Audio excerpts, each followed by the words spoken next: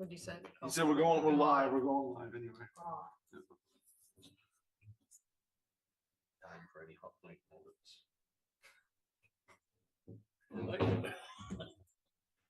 Are you tonight? Eric, we need a balancing thing for display on the other side of the stage. Oh, yeah, we'll have to find something. A plant. But you A can't, big- You know how we do with plants, Catherine, don't even.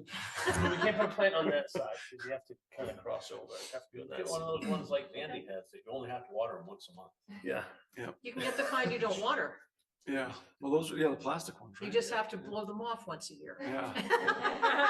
Although Sarah got a Christmas amaryllis, and that thing, it's like bloomed like twice, 6 blooms, 5 or 6 blooms per, and those are amazing flowers. They're huge. I couldn't believe it. I was like, that's amazing.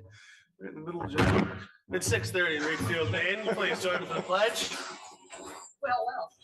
I pledge allegiance to the flag of the United States of America and to the republic for which it stands, one nation, under God, indivisible, with liberty and justice for all. We need more than 1 second to get off. Sorry.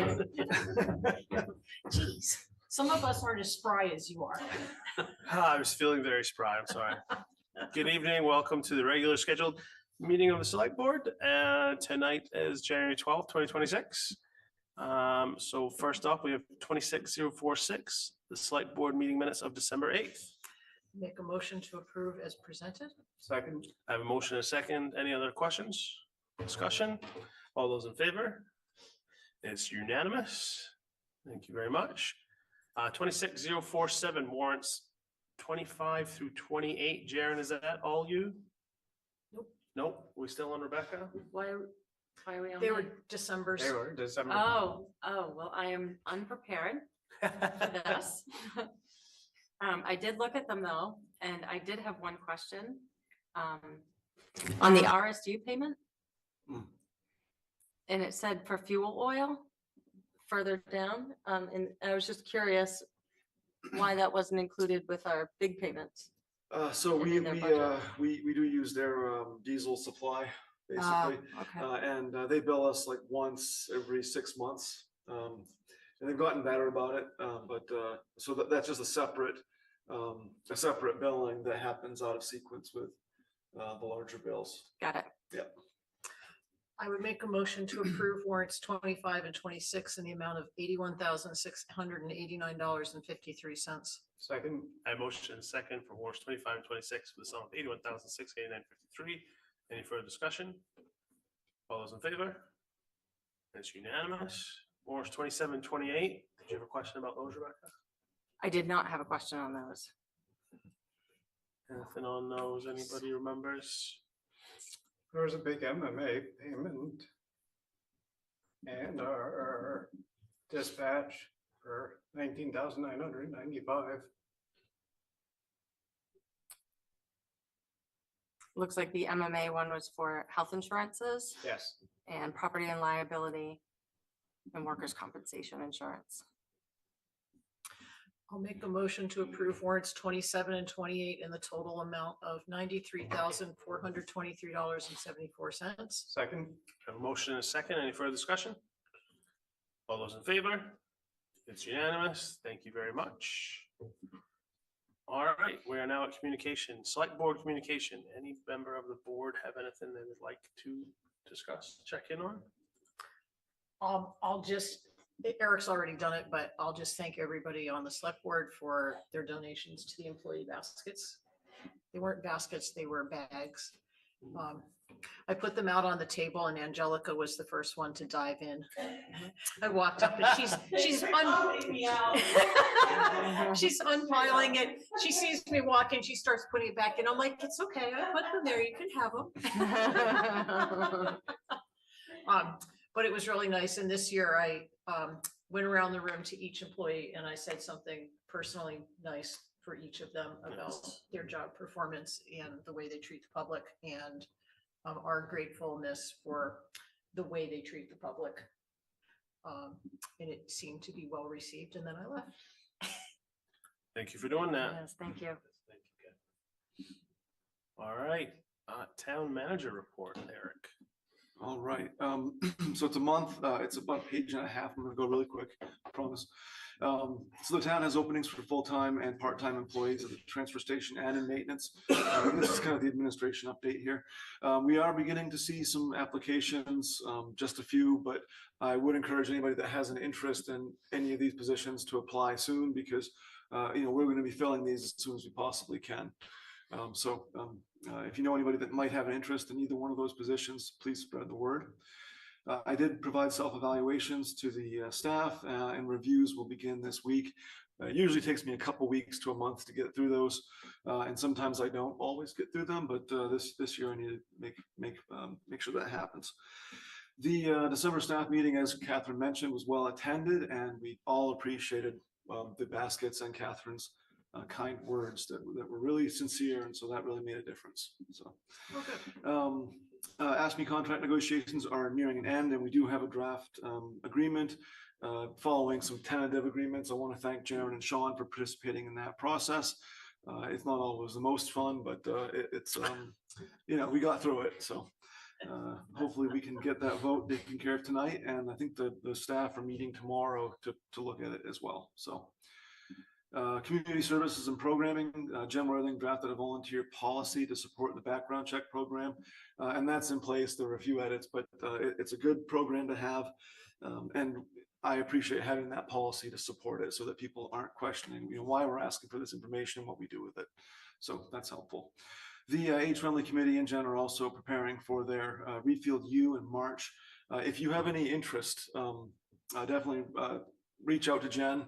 If you want to share anything, if you have a hobby or a skill, or you want to talk about something, there's lots of opportunities there. They're always looking to have programming. So reach out to Jen if you have anything like that. Roads maintenance and infrastructure. We've gone through about 2,500 yards of sand, probably a little bit more already. And Horn has restocked approximately another 1,000 yards. He's got 750 in there now, and they've got more coming, and we've got more salt coming.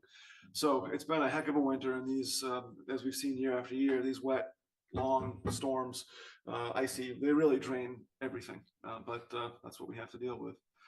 The skid steer snow thrower was repaired, and I want to make a note that it was repaired at no cost to the town, and it's been working perfect ever since. So it'll break down again, but it won't be for a few years. So we'll be good there. The winter road maintenance contract pre-approval, pre-proposal meeting was attended by 5 local and regional companies. I believe all of them could perform the job. It was good to see all those folks there. I'm glad to have some competition. And I think it's been a very good process overall, start to finish. Everybody involved has been great. And the contractors that showed up, again, I think are very competent, and any one of them could do the job. So that's positive for us. Our consulting engineer and I had a follow-up site visit at the fairgrounds with the National Guard on January 10th. So that was last Saturday, or this Saturday past. And we were working with the guys that are going to be running the equipment. So they probably had 20 guys there. And it was really, really good to see them and a batch of new faces. And so we went from just dealing with, the higher ups, and now we're down to working with some of the, the guys right on the ground. I will note that I'm going to have to start putting a fair amount of my time towards that. I'm glad I've gotten through the big part of the budget. Because it really, that project needs more focus, and I just want to give you all a heads up that I'm going to have to put, a day or more a week over the next several weeks to get things primed so that we can be ready in May. So Karen and I visited the Huntoon Cemetery to look at possible tree work there due to the risk of damage to some ancient stones. We've got a number of trees that are on KLT property that we need to look at and work with them on, but we can't forget about it just because it's in the middle of the woods. It has some Revolutionary War folks and also some folks from the Popper farm. So a large part of our history is there, and we want to maintain that.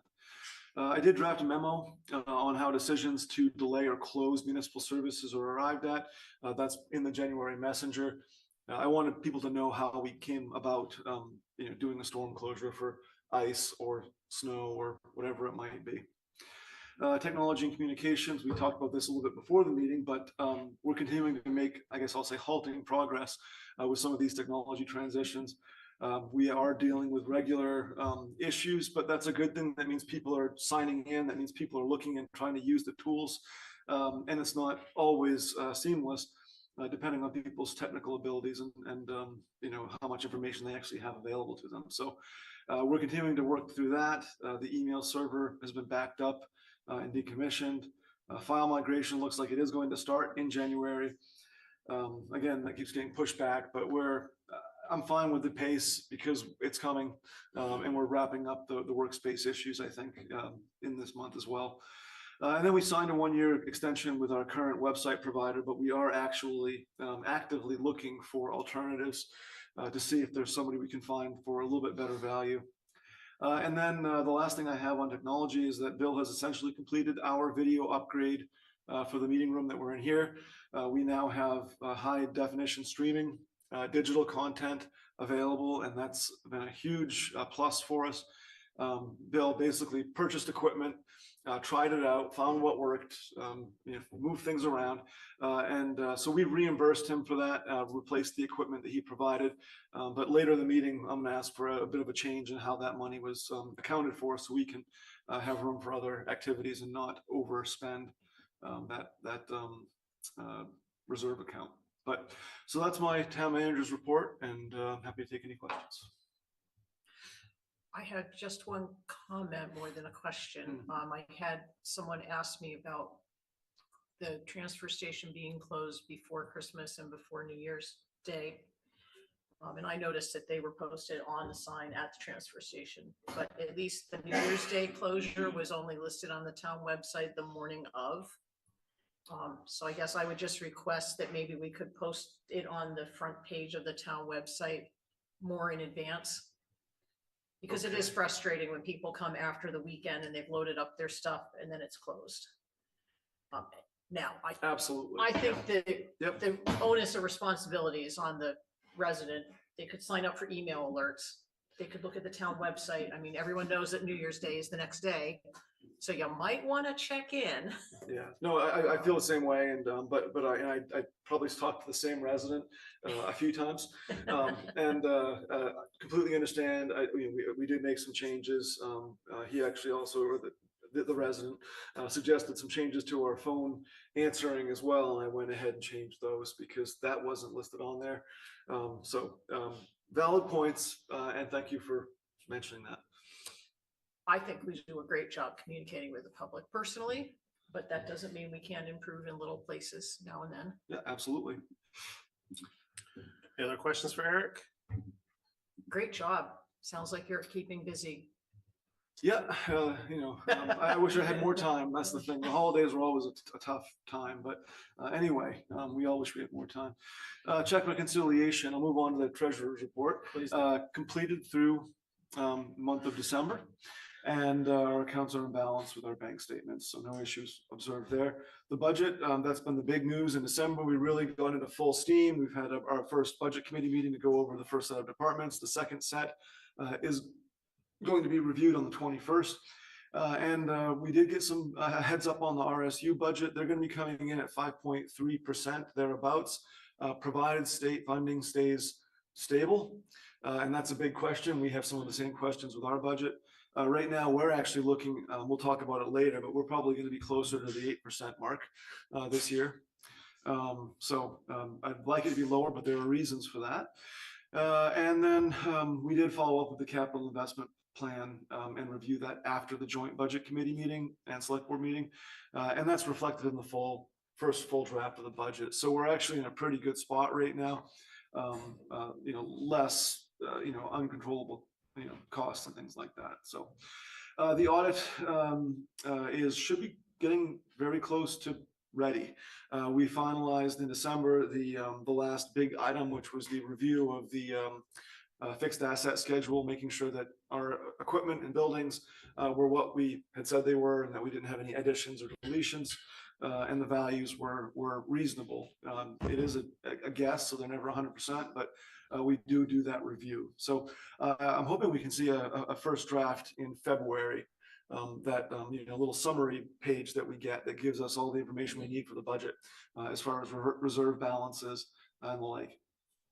And the full audit usually comes several months later. But moving on to comments on the month's revenues and expenses. This does cover the month of December. Revenues and expenses should be about 50%. Real estate payments are up for the month and the year to date. Transfer station fees are also up for the month and year to date. Motor vehicle revenues are up for the month and year to date. So we're seeing some positive trends there.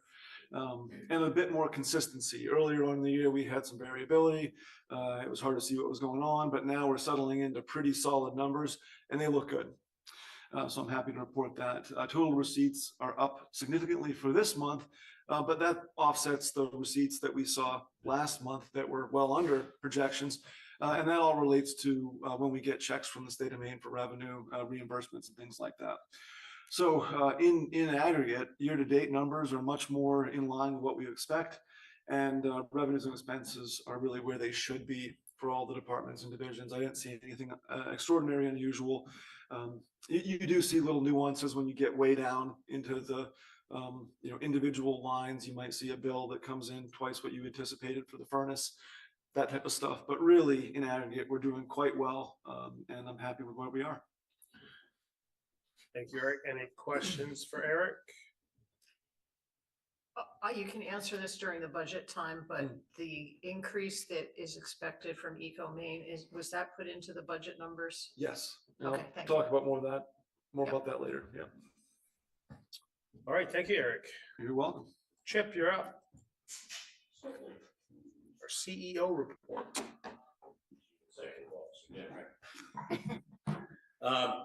I got this done early before Christmas because I had kids up and grandkids that I'm going down to see soon. So I want to make sure I got everything down. Pretty much the same old. You might notice in the numbers in your report, they're kind of flat. Some of them are trending down a bit. But the encouraging part is that there's a lot of people upgrading their houses, upgrading their properties, upgrading a lot of things. So there's a lot of time being spent there. And I think that's really, really positive. So that covers a lot of it. We have been working hard to clear up some legal blight problems. We're waiting to hear from the courts have ruled in our favor in one of them. I'm waiting for the lawyers to come up with a plan that we can execute that with. So hopefully we'll have some more to report next month on that. Some really good news in my mind is that I'm seeing more builders, contractors, considering ways to make money while the new houses aren't going up. We have one down on Church Road that's going to turn the Grange Hall into 2 apartments, and which is really being done really nice. Historic features are being kept. Luckily, before this, there was a school there, and there was supposed to be a business, a cookie business, but that never panned out. But there's sprinklers in there and everything, so it looked really impressive. I came out of there on our first inspection, was feeling really good about the state of things, especially with the state looking at what we're going to be doing about creating more housing. If we can get more of that to happen, that's a lot less painless than mobile homes on Main Street. Not that there's anything wrong with that, but and they're not called mobile homes anymore, manufactured homes. So we had that going on, and then very close by that, we've had a dentist that's very anxious to set up a business on Church Street. So we've got business coming in. I'm very impressed. The first years of my life here, we're dealing with pot shops and them getting up and coming down. We're down to 1 now. Luckily, the planning board has now limited it to 2. I've had no takers on the second one, which is, to me, is helpful because it's a lot of work. But I'm seeing some of the businesses that were approved by the planning board thriving, growing, and doing really good. We got a bakery, we got a car shop, we've got things happening. Guy Poulin over on his acreage over there doing a wood and arborist job. But I'm seeing very solid family-based businesses coming to me and coming to town which seem to be like they're gonna put roots down, unlike the pot shop. So that feels good. Feels really good. One other item with the planning board, we've had some large solar farms put in. It's kind of taken a break. There's rumor on the street that some of our old time farmers are being really pushed to put some more solar farms here, but we'll see what happens. There's not as much government money coming in for it, and it's getting expensive. Along those lines, both solar farms had their issues, especially at the tail end, in fulfilling their screening, their different things with the panels and everything else, which was annoying. So I've been talking to the planning board, and I think we're gonna just go with what we already have on the books, being able to put down large bonds. So at the tail end of these large contracts, $500,000 and more, there's some skin in the game for them to do everything right, do it right coming up to the end, and at the end, fulfilling what was expected of them. So I think that's very positive. The planning board's very into that too. So I think you're going to see good things from that. Aside from that, it's all on paper. You've got the numbers. Anything else I can help with? Let me know. Thank you, Chip. You're welcome. Anybody have Thanks. questions? Good report. Alrighty, thank you, Chip. Next, we have boards, committees, commissions, departments. We do have minutes from the cemetery committee, the library board of trustees, and the rec board. Wow, January 6th minutes. That is pretty. That's prompt. That is prompt. Chip. That is Thank you. pretty on top of things. Well done, rec board. So thank you for getting those into us timely. We appreciate that. Anybody else from any boards here? No? No, okay. Any members of the public online? No? None present in the Then- room. No, all right, well, we're here if you ever want to come join us. All right, new business, 26-048, discuss the budget draft FY 27. Okay, You didn't get that long of a break, Eric. that's okay. Yeah. That's okay. So the budget, we did discuss, as I said, the first set of departments, which are the ones that I'm primarily responsible for, the administration, maintenance, and then regional organizations, county taxes and all of that. So I'll just start by saying I'm really pleased to hear that the school budget is looking as good as it is. So that's a really positive sign. Because even at 5%, being such a large portion of the tax bill, it's got a big impact. Yeah. So I'm happy to see that. That's a good positive direction. Yeah, it Well, and definitely if is. that's where they're Yeah. starting, maybe they'll actually come down a little. I think that's pretty well where they're going to land, from what I understand. So they were realistic to begin. I think so. Yeah. And I new think so. management, so maybe it's a new way of doing things. Yeah, and I mean, Sean Roderick, who, as you know, is our representative and is the chair of the board, has done an exceptional job, kind of helping to track and get things going in the right direction, including, in my view, talking about the need for operational consolidation, not just physical consolidation. So I really appreciate what the school board is doing. So I just wanted to start there. We haven't heard yet about what the county budget will be, so I'm not going to speculate. I may have put in like a 10% marker just as a baseline, but that's an unknown until they give us their numbers or they start having discussions and we can start following their minutes. But with us, Any insights on that yet, Catherine? Our first meeting is on the 28th, so I won't be with you, although I believe we're going to be meeting from 5 to 6:30, so I might be able to be back afterwards. okay, I want a text message update of Okay. where the money's going. 28, you mean the 20? They're having an administrative change in the county administrator's office, so I don't know how much information we're going to get at our initial meeting. Last year, we got the entire budget at the first night, so I don't know if that will happen again. But I will report out as soon as I know. Okay, thanks. Yeah, I'm just kidding mostly. But yeah. It's okay. Yeah. But so for the town budget, I was able to plug in some big numbers. The first half of this, as you know, is revenue. We always wait until the very end to look at what the tax revenue is going to be. We start off by looking at all of the large factors that we have either under our control or that we have visibility on. And the big ones that we have visibility on are the state revenue sharing. I budgeted that flat because I think that's going to be similar to what it was last year. And I guess I should say flat relative to last year. A number of other revenue areas did increase pretty substantially. We've been holding back on excise tax revenues, and I think that we're at the point now where I'm not as concerned, nearly as concerned as I was before about a bubble, about people spending a bunch of money buying cars and then stopping. They haven't stopped buying cars.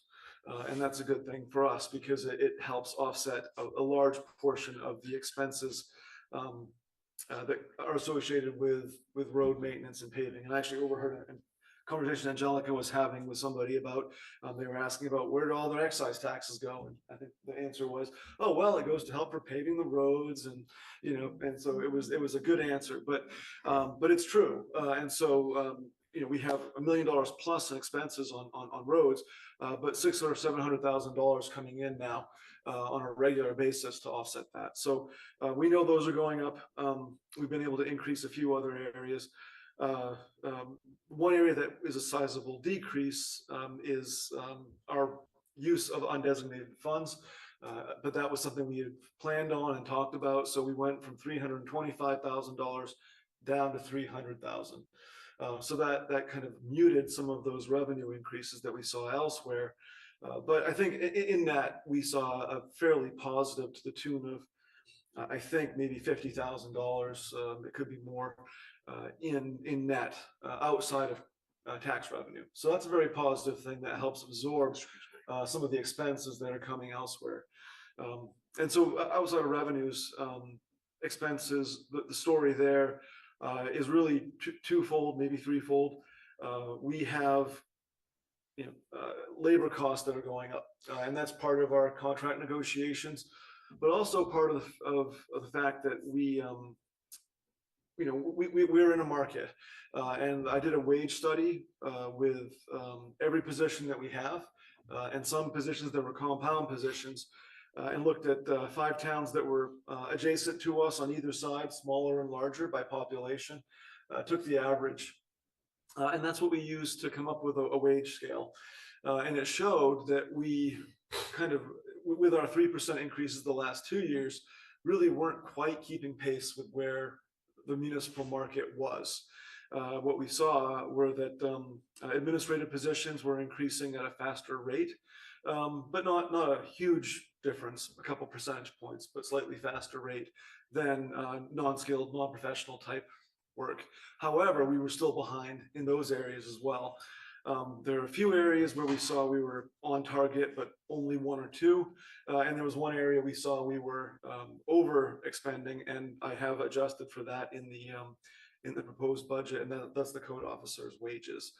So those will be going back to a more normalized rate. I think what happened was we started off at a high rate because we were not sure who was going to want to work for 2 different towns with a full-time position. But I think what we've seen is that lack of code officers is easing a little bit, and we had put in some incentives for increases that were tied to training and certifications, and that really got us a bit ahead of ourselves. So we're making some adjustments there, but in net, we're looking at about a 7.5% increase in wages on average across the entire town. So that's all departments. Like I said, some people, we've got one position that's going to be a decrease. We've got a couple that are going to be flat, and then we've got others that are going anywhere from 3% to 15 to 18%, depending on what the market is. So a lot of variability there, but that was the fairest way I could think of to approach this. And it's how we commonly approach it, it's through a wage study. And so just to tie that in, that is reflected in the collective bargaining agreement that you'll look at later in the meeting. Those scales that you see in that document reflect that work and that tentative agreement that we have. So wages are a big part of that. The one thing that I can say that's positive is, well, two things. We're going to be able to attract and retain employees. That's a positive. And the scale that we have all levels off. We're back to doing 3% increases over the next 2 years after this first year jump. So not uncommon in contracts. I think it was the right thing for us to do. So that's wages. The other piece that's really a thread throughout this is increased cost of materials and labor and services. It's the hourly rates for mechanics are up, everything's up, and we're still seeing that happen. And we've been kind of, I'd say, trailing a little bit on some of that. And so I'm not surprised that we see increases, 5-7% in some areas. The maintenance department's actually up quite a bit because I believe we probably under budgeted a little bit last year. Didn't quite realize it at the time, but when you see equipment starting to consistently give a little bit extra, take a little bit extra, then it's time to increase that budget line. And we've got some older equipment, our furnace, our security system, they're all kind of getting to that point where they just take heavy maintenance. They're still functional, it's not worth replacing them yet, but the maintenance has increased. So administration and maintenance are both up. Recreation, parks and activities also up. That one is in large part due to wages. They're actually looking at a close to 7% increase on beach wages, and then recreational programming a little bit less, about 5% increase there. And a few other noteworthy things is that we do have a bit of a decrease for Conservation Commission. They haven't submitted a draft budget yet, but they haven't also spent much money in the past couple of years. So I'm advising that we just drop that a little bit. It's only a few $1,000s, but every little bit helps.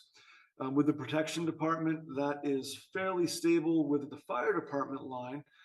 But what we're seeing is a pretty big increase when it comes to ambulance and dispatch. Dispatch is a guess. Ambulance, we know.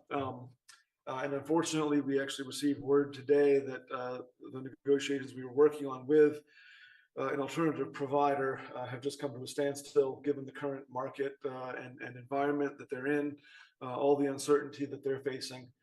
They've basically said, we're not in a position where we want to take anybody else on or even start to negotiate. So that's a bummer. But it does give us clear direction. Now we're going to lean into our partnership with Winthrop and do our very best to talk some sense into them and see how that goes. And that amount, was that a this year increase knowing there's another increase next year, or was that on the dispatch? So the dispatch, we actually did the increase, the big increase last year. This year, this is the second year of the 2-year increase. So last year we went up $25,000. This year we're going up $25,000. So that's again part of that increase that we're seeing in the town overall is, those big chunks. You can't make up for that. You know what I mean? So that covers protection. Overall, they're looking at about a 13% increase for that department. Moving on. Solid waste. Solid waste, yeah. I'm trying to get my mouse to do what it's supposed to here. We have, it's next to cemeteries. That's a very modest increase there, less than $500. Roads and drainage, this one we don't know. We do have a small increase in the maintenance line here, maybe a couple $1,000s.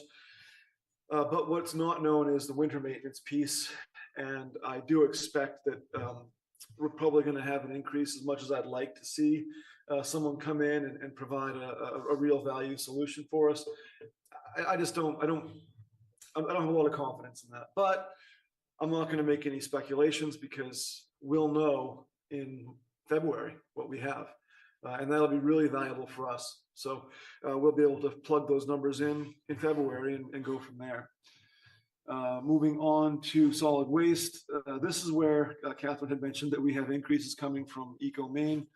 What we're seeing is roughly a I'd say 15 to 20% increase in expenses for disposal and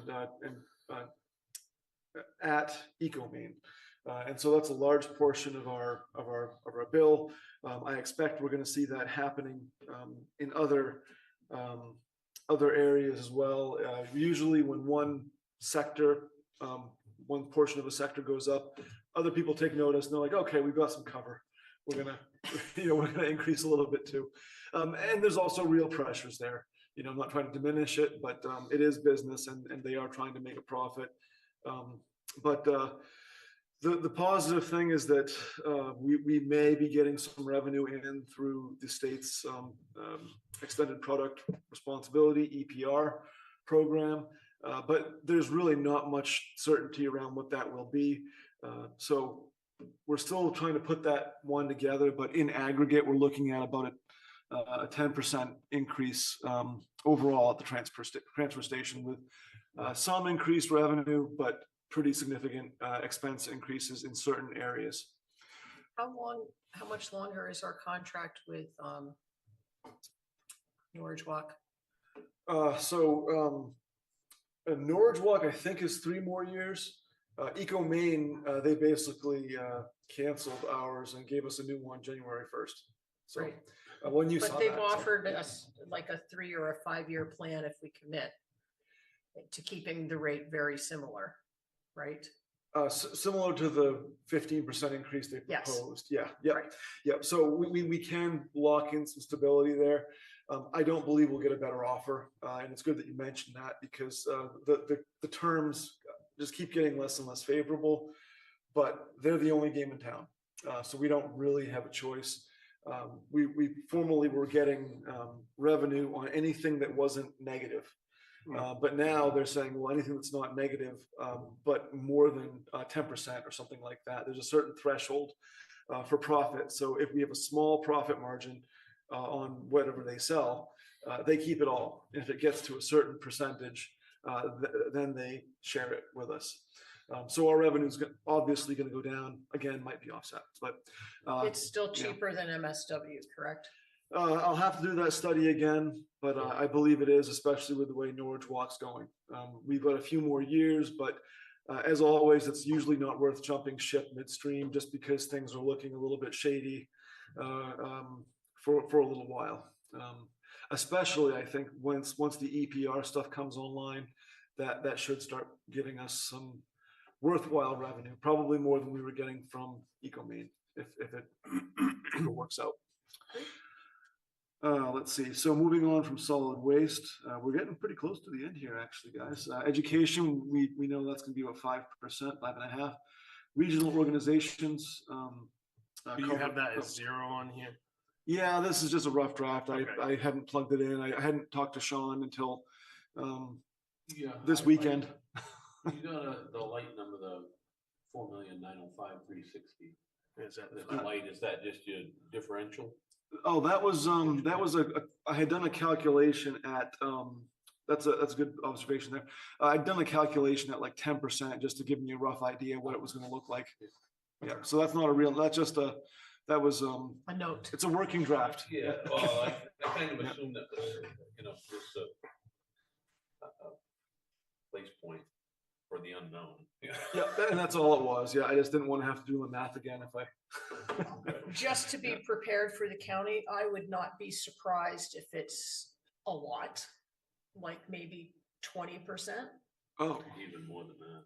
or more, because they Oh, are boy. renegotiating, well, they probably already have, but we'll find out what they did with the corrections officers Mhm. union and with the sheriff's union, because their wages are way below. Yeah. They're constantly being scouted for local police departments at maybe 40 to 50% more salary. It's Just huge. 10%. And so Other if highway. you have to start putting up 25 sheriff's deputies Mm. by 25 to 40% pay, that's a lot of money. And if you don't, you won't have any. So that's the bind that they're in. Yeah, and I think you gave us a warning about that last year too. So Right. yeah. Yeah. So well, your little shaded number there might be pretty close. Well, that was only 10%, That was only Catherine. 10. Yeah. So I will, But we'll know in a couple weeks. yeah, we will. We'll know So, something. but it's good to have just a rough estimate here. So, moving on to debt service, this one, we do know, we do have control over right now. We're not anticipating any new borrowing. And great news, the fire truck, it has wheels underneath it. And it's got the body on, they're doing the final testing, the final touches, they have to do, they're actually at undercoating. So they're very close, so I wouldn't be surprised if we get that thing in the next couple months, so. Did you get more pictures? Yes, yep. Would it make sense to put them up on the website in a little page that says coming soon to Readfield and just have the progression, That's a great idea, yeah, we'll do that, yeah. you know, promoting something good? Yeah, no, we've been waiting almost 2 years for it, so that'll be good to see. Thank God we paid. We paid that now. It's awful pretty anyway, but, all right, so debt services. We don't have to insure it yet. All right, so debt service is stable, slight reduction there because we typically do the either level principal and interest, or we do the declining interest on those. Unclassified, those are items that we budget that don't really fit every place. The overlay shows a small reduction, but that's just because of the fact that the number from last year was an actual number, and we always just estimate at 25,000. I am proposing a bit of an increase for nonprofit agencies, not knowing exactly what that's going to look like. I do know we have some increases that are coming through the petition process, and also we do have the addition of that. I believe it was 1,500 for neighbors driving neighbors. Yeah. Right. Yep. Okay, and moving on. We have general assistance held flat again.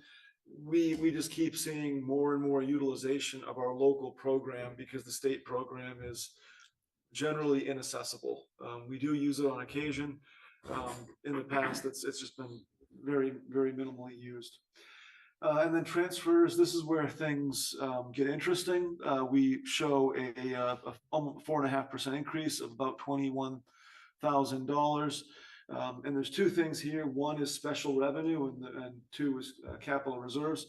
And this is where I said I folded in the discussion that we had through the capital planning meeting. We looked at a lot of different projects. And honestly, I was pleased that we were even able to be close to what we were last year, but I'm not surprised at all that we ended up seeing an increase. And the reason for that is that we have, I think, an additional $25,000 going into the road reserve for paving, and that's necessary to maintain our level of quality in the road system that we have.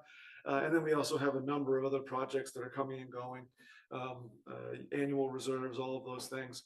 And so it was only a small increase there in aggregate in the capital side. On the special revenue side, if you remember, we had two items that were being proposed for funding for special revenues. One was $5,000 for a rec reserve, and then the other was $10,000 for the open space reserve. So those two things are there, and those combined with the capital make up that 4.5% increase for that department. In aggregate, we're looking at about I'm not sure, that 1.6 might not be right. I'm gonna have to check that. I don't believe that. We're gonna be, I think, seeing a more than 1.6% increase. I don't know why that says that, but I expect it'll be closer to 8% once we balance everything out, revenues and expense, which isn't that far off from where we were last year. And again, I don't think is out of line because we're absorbing some pretty significant costs. And then, Is that including the 5% from the school yet, or no? that's No. just the town side. It's just the town side. And so once we add those school numbers and the county numbers in, It'll change a little bit what the town percentage is, but I like to look at this just straight on.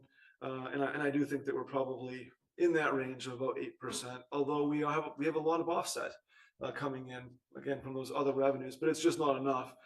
I think that we're probably going to see a 100,000 increase in expenses and maybe only 50 coming in net for revenues. So that leaves that hole that we have to. Do you think 8% on the total budget or just on the municipal side? Just on the municipal side. So on the total budget, that'll soften up pretty substantially. Right. Yeah.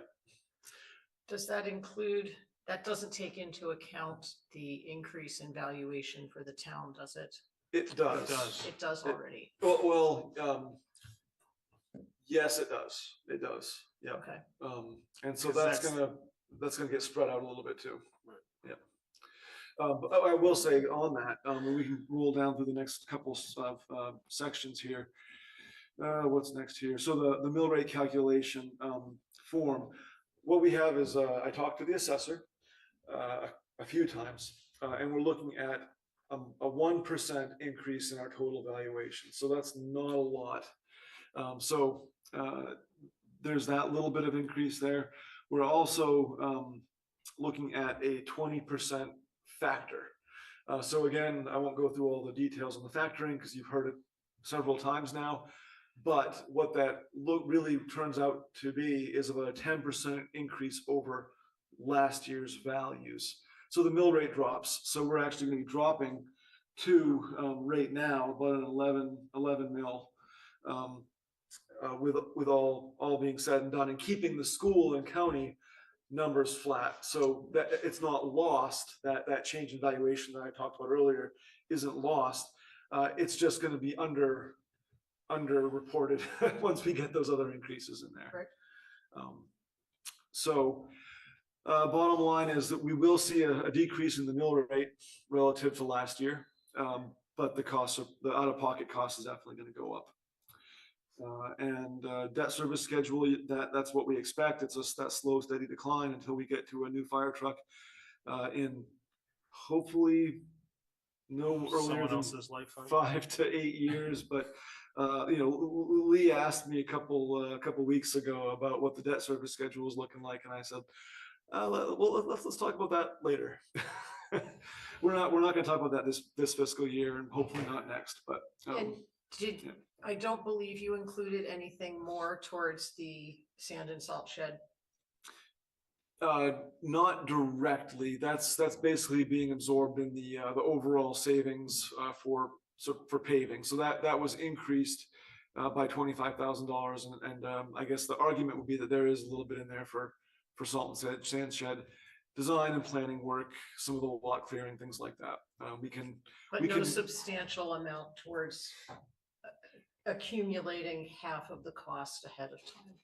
At this No, point. not Okay. at this point. I mean, we can talk about that again, but with the cost increases that we're already seeing, I think that the bonding, because remember we talked about that whole schedule and the fact that in a few years, we're going to be able to significantly reduce our out-of-pocket expenditure for road paving, and we can use that for a 5-year period or a 10-year period for potentially for debt service for the Sand and salt paving, shed. the sand and salt shed. Sorry, yeah. Yep.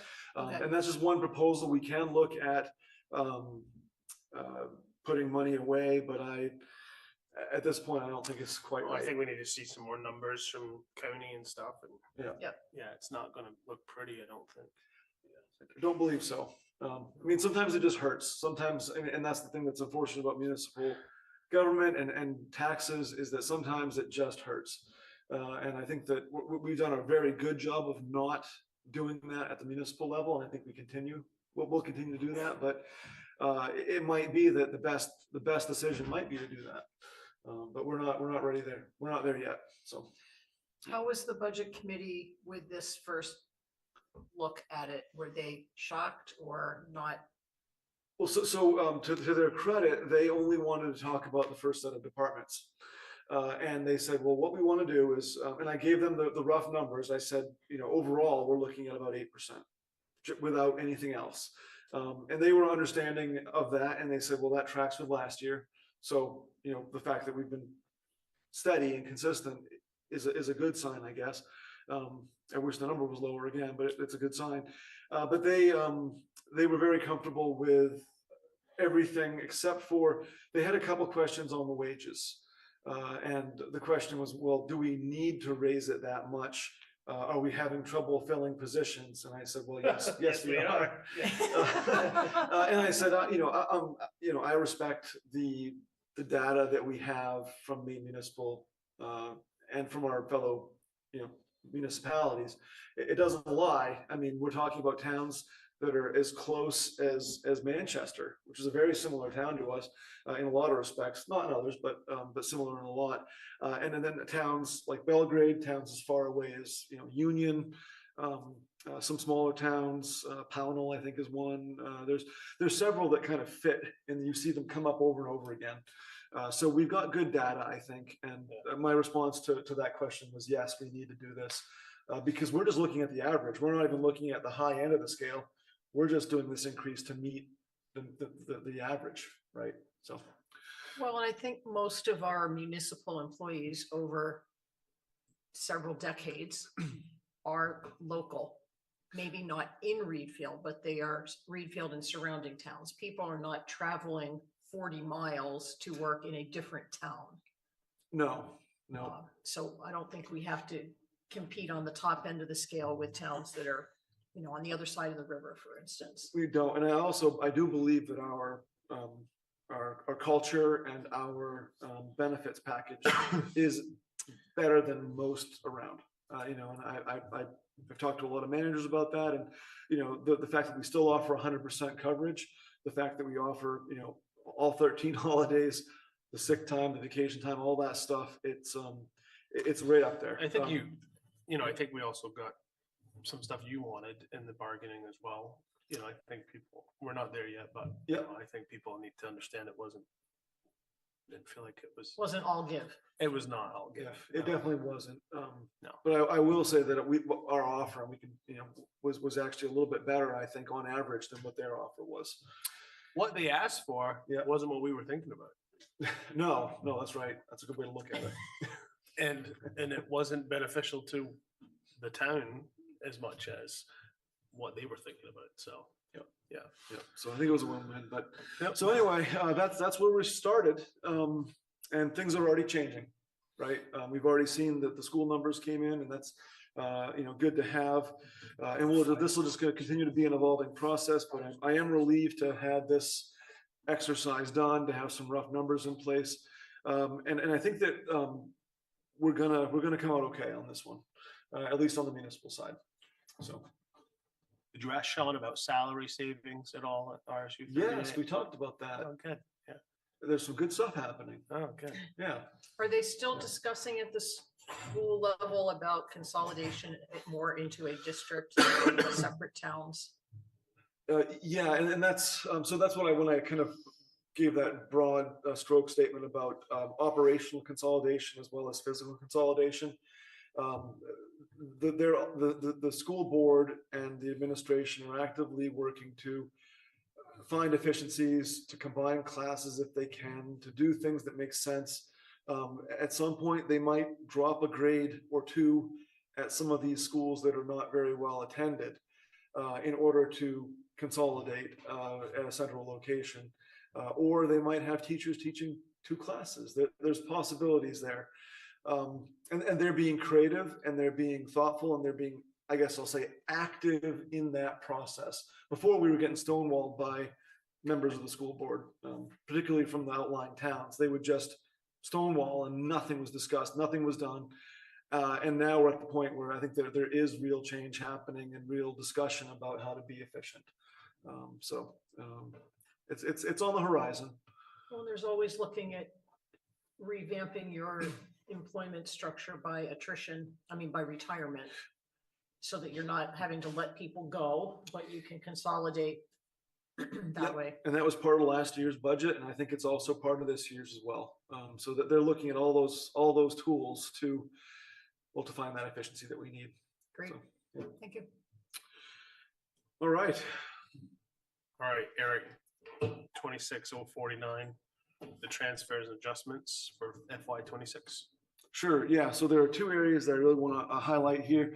And this is something that we probably should have done the first one last year when it actually happened. But if you remember, we had the town truck was sold. We had about $80,000 come in. It all went into the equipment reserve. And then we hadn't actually transferred any over to the lease reserve to pay for the first year or two of that lease payment. So we have a negative balance there. And so what I'm requesting is a transfer to make that reserve account whole so that we don't have a negative balance and the auditors and Teresa don't look at me funny. I'll make a motion to have the town manager transfer $19,895.37 from the capital equipment reserve to the capital leases reserve. Second. I have a motion and a second. Any further discussion? All those in favor? It's unanimous. All right, thank you very much. The next item relates to the discussion point we had during my technology piece of the town manager's report. In that we now have a lot more equipment out back, and Bill did the work up front for us. The first place that we tucked that into was the let's see, which account was it? I believe it was the capital line. It was the capital line. And so what that's going to do is overexpend that line. It really wasn't the right place for it because it is all, kind of operational type equipment. But we just didn't have it in the budget, but we certainly had a need, particularly switching over to digital. And so right now, Bill's been fully reimbursed, but we need to adjust for the where that money comes out of. And so my recommendation is that money be pulled 4,500 from the contingency and then used to offset the contingency, the account, offset the capital account that was initially utilized for that purchase. Is that the PEG equipment line? That's the pay equipment line. Yep. And what did we use the 1,500 for out of the contingency to date? To date, that was for the neighbors driving Neighbors neighbors driving. donations. Ah, right. Yep. I'll make a motion to authorize the town manager to transfer $4,500 from the select board contingency operating account to the PEG equipment line. Second. Motion and second. Any further discussion? All those in favor? All It's right. unanimous. Thank you. And I again want to thank Bill. Bill, thank you. Thank you, Bill. Thank you, Bill.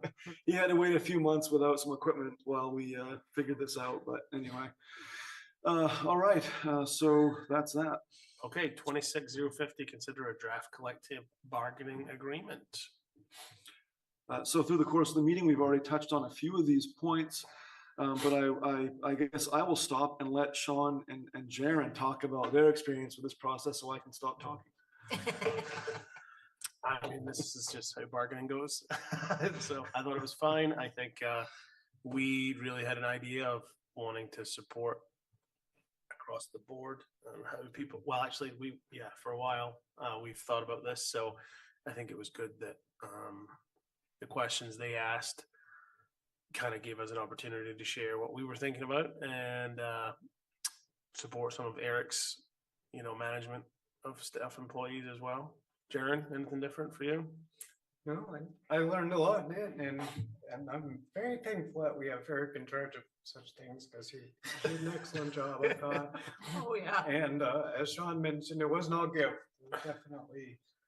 Definitely some concessions from the union as well. Yeah, one of the larger ones I'll just point out is the idea of having an unpaid lunch break. In the past, we've had a lot of discretion. The employees get to pick whether they want to have a paid lunch break or an unpaid lunch break.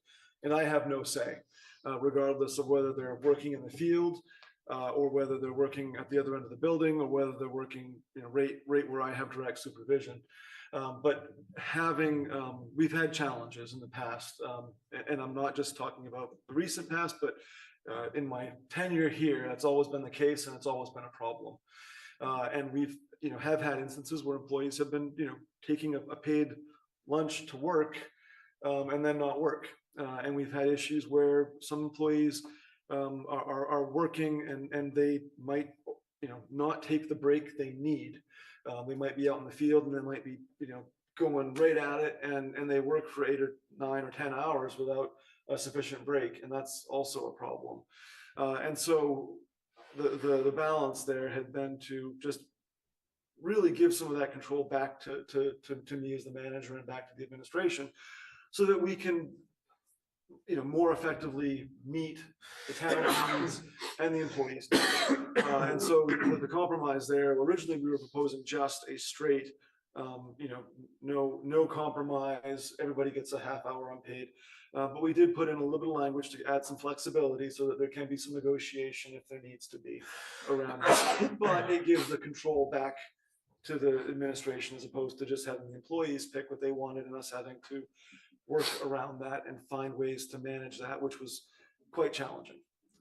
So that was a big point of I'd say concession on the part of the union, and I do appreciate them being willing to do that because I don't think that would have happened with different in a different negotiating period. The last two that I've been through, I don't think that would have happened. This one we had a lot of good faith, and I think it worked out. So. Overall, I think it was a good discussion. We made a few little changes to add some flexibility.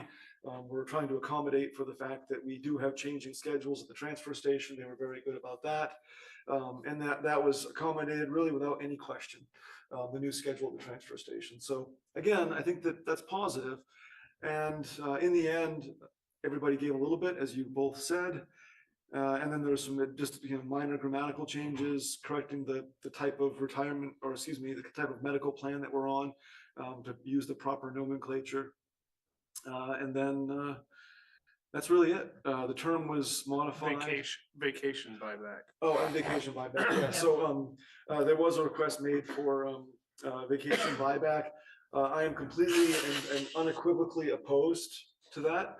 And I said as much during the negotiations. I said, I will never do it. A different manager may, but if you have so much time built up that you're losing it because you've reached your 150-hour cap, you're not doing the town or yourself any favors. Get out of here, right? Take your time off. It's there for a reason. So we did offer that flexibility with the caveat that, I'm going to continue to work to make sure people take the time off so they don't get burned out. But it is in here, right? It is in here, yeah. But at the discretion of the town manager. Yeah. Okay, so are you basically saying you're not going to do it because that's your belief, or you will do it because we're putting it in? We're putting it in because they asked for it, but my belief is that I will never use it. Okay, Yeah. and they know that? They know that. Oh, yeah. Okay. Yeah, it was very clear. Yeah, That was a lot of the negotiation. there was a lot of time spent on this. Yeah. Why would people not take their vacation? Great question, Catherine. Great question. Why don't you come to the next union meeting and we can discuss that then. So I have a question on the chart. Yes. Which chart? Maintenance, this is the pay chart. It's on page 21 of the contract. Yep. Are all the maintenance positions at the same rate? No, so there's a second one at the very bottom, the general services. And this was a bit of a nuanced piece, right? So in the past, we have tried to keep the two maintenance positions roughly equal because we didn't want to have this kind of perception or reality of having kind of a hierarchical structure there. But that's really kind of gone by the wayside just as a matter of operational. There is a hierarchy. There is, and there's always going to be, and there's no way Has to around be. it. Right. And I've tried to fight it. I've tried to just say, well, you guys are both working together, get over it, or you people, because it's not always guys. But the fact of the matter is, it's just not possible. And I think that there's always going to be a senior employee who's been here longer, and no matter who's in that lower position, they might come, they might go, and they might go into that longer term position, but there's always going to be somebody with more experience. So that is recognized a little bit. There's a bigger differential here between those positions than was in the past. But maintenance is seeing a good increase, and so is the general services, but theirs is less so. And again, that's in part because of the wage study we did. And the part-time, the Yeah. non-transfer station attendant or manager. So if you're part-time, does that qualify you as general services, or are all people at the transfer station considered attendants other than the manager? So the distinction there with these positions is that these are all full-time positions. The union contract does not address in any way part-time or seasonal employment. And so that's addressed elsewhere under our collective, our employee handbook. Okay, so they all start. So at the like same code wage. enforcement officers listed differently.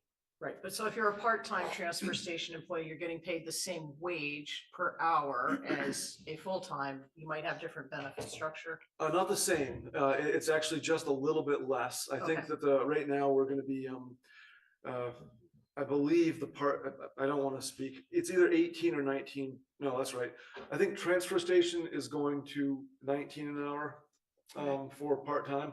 Okay, Maintenance for seasonal summer help and part-time help throughout the rest of the year is 18 an hour. I might have those reversed. And then our beach attendants are going to 16. Minimum wage now is 15.10. 15.10. So yeah. so if this is for full-time employment, maybe, I don't know if this is being finalized, but maybe the chart should state that. So it Well, the doesn't state it in the contract- chart, it states it earlier in the contract. Thank you. Yep. I Thanks, guess I Sean. missed Yeah. that. Any you guys, any other questions on this? I will say that it's a draft. It's not final until it's final. The employees are meeting, I believe, tomorrow. Is that right? Do you know? Is it tomorrow afternoon the meeting? Oh, I think so. Yeah, okay. I think it's tomorrow they're meeting. So do you need something from us on this now? I would appreciate a vote on the draft. Yeah. Are you both in favor of this? Oh, yeah.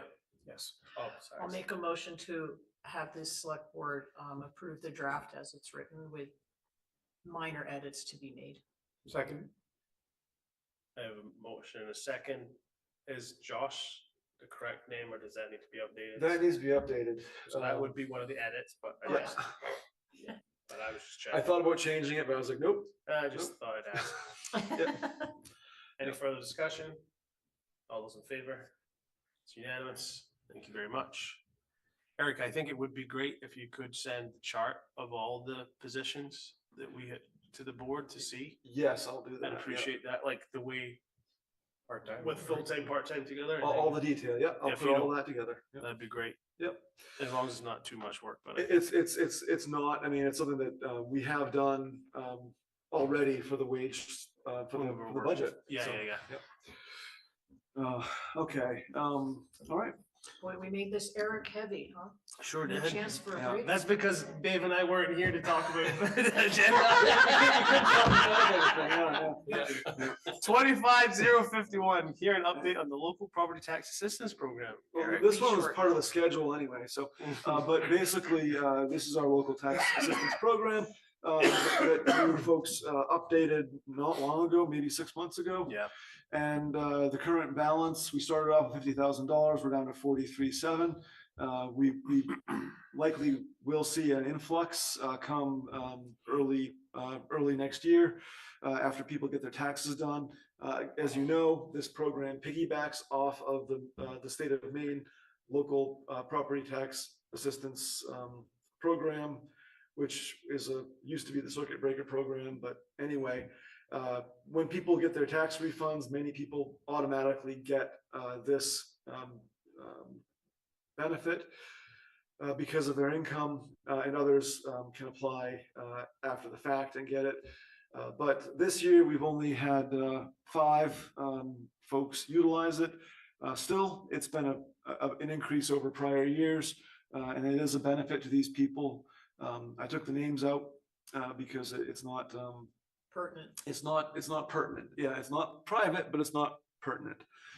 And so we've helped some residents pay their taxes, and I feel good about that. Did you say some of these people get it automatically? They get the state, excuse me, I should have finished that thought. They get the state benefit when they apply for their taxes because their Right. tax people say, oh, you're eligible for this program, would you like to apply for it? And they add it to their calculation. And then they need to apply through us once they have their tax return back. And so if they qualify on that level, then they do qualify on our level, Automatically, yes. but they have to apply to get it. They have to apply to get it, and it's variable. It's either $500 or some percentage of Less. whatever their return was from the state. Perfect. So, Well, that's great, because I know in the beginning, we had no one. yep.